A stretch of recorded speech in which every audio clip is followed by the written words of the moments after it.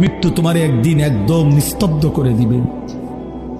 সেদিন দেখবে সবাই ব্যস্ত, তুমি কেবল শান্ত।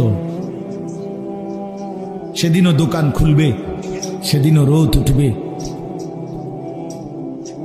সেদিনও বৃষ্টি ঝরবে, সেদিনও হাজারো মানুষের ব্যস্ততা থাকবে, শুধু তুমি বন্ধু থাকবা না, তুমি বন্ধু থাকবা না। হ্যাঁ প্রিয় ভাই আমার, এটা জরুরি বিষয়, বুঝতে শিখো।